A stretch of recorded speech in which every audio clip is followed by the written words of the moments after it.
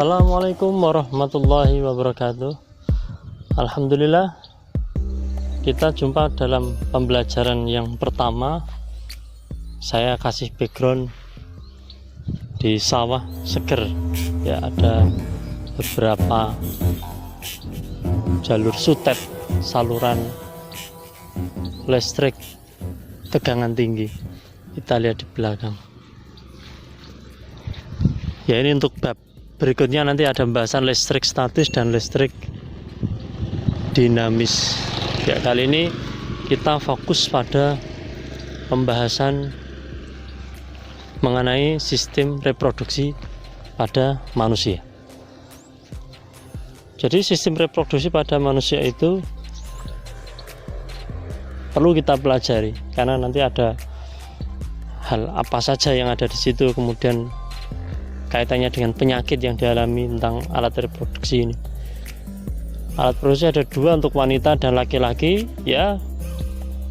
Nanti akan dijelaskan di layar berikut ini ya. Kita mau terangkan mengenai beberapa hal, yaitu mengenai alat reproduksi pada laki-laki.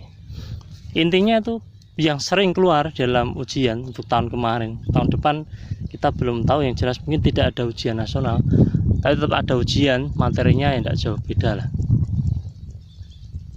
Pada alat reproduksi laki-laki itu yang utama adalah testis sebagai penghasil sperma ya. Kalau menurut ilmu biologi, tempat penghasil sperma namanya adalah testis.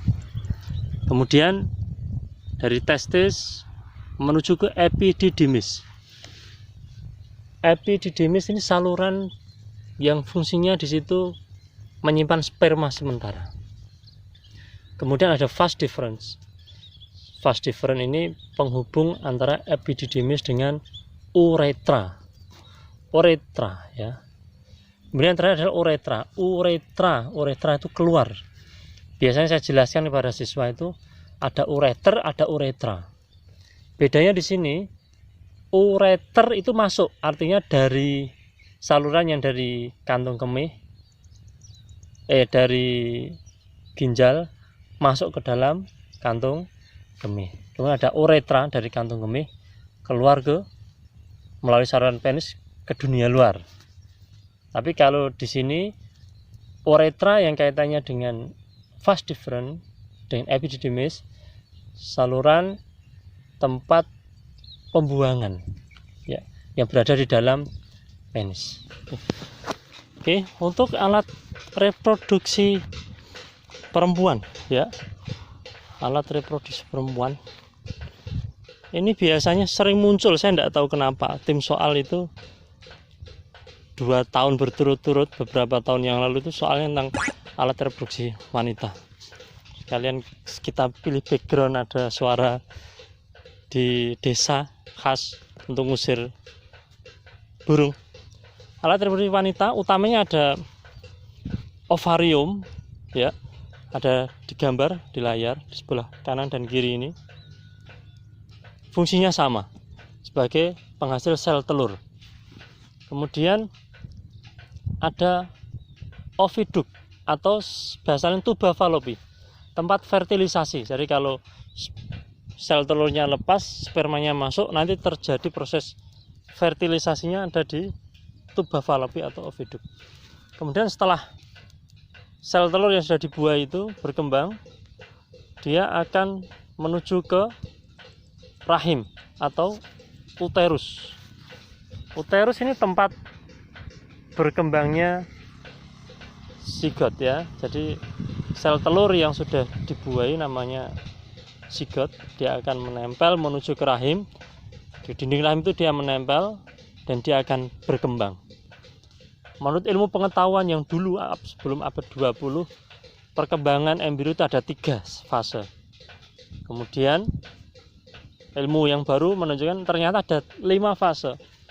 Pertama dari sperma ketemu dengan sel telur zigot, kemudian berubah menjadi ketul daging alaqah, kemudian berubah menjadi mudghah, segumpal daging, kemudian menjadi idhoman, dan ayat seterusnya berbunyi artinya tulang yang diliputi dengan daging kemudian menjadi bayi. 5 fase, dan itu keajaiban yang ditunjukkan oleh di dalam Al-Quran sebagai mukjizat, termasuk daripada bukti mukjizatnya Rasulullah. Al-Quran itu benar-benar firman dari Allah. Abad ke-6 ya, sudah sekian lama sebelum ada ilmu kedokteran, sebelum ada ilmu embriologi, dalam Al-Quran sudah disebutkan ada 5 fase perkembangan embrio, yang mana menurut teori embriologi, ilmu tentang perkembangan janin dalam perut, memang ada 5 fase. Apakah itu kebetulan? Ya enggak, jelas. Yang dalam Al-Quran itu jelas, sebelum ada penelitian dalam Al-Quran sudah disebutkan seperti itu. Artinya ini sebagai bukti kemujizatan Rasulullah, dan Al-Quran sebagai bukti bahasanya Al-Quran itu benar-benar firman daripada Allah. Oh, kita tidak lanjut masalah itu, kita lanjut aja pembahasan berikutnya. Untuk alat reproduksi perempuan saya kira itu, kemudian detailnya nanti kita akan paparkan di layar.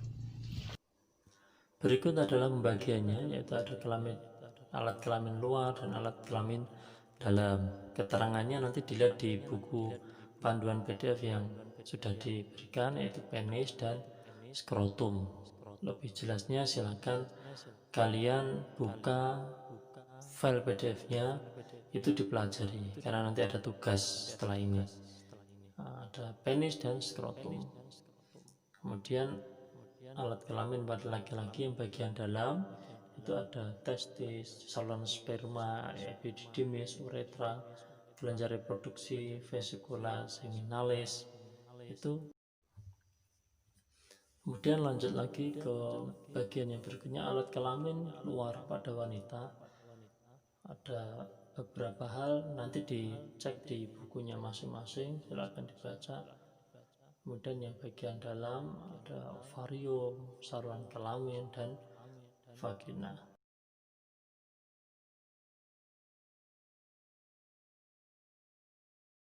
Tugasnya gambar sederhana 2 dimensi sistem reproduksi pada manusia dan lengkapi dengan keterangan. Tunjukkan pada gambar yang telah kamu buat. Oke, silakan dikerjakan. Terima kasih. Kita jumpa lagi. Wassalamualaikum warahmatullahi wabarakatuh.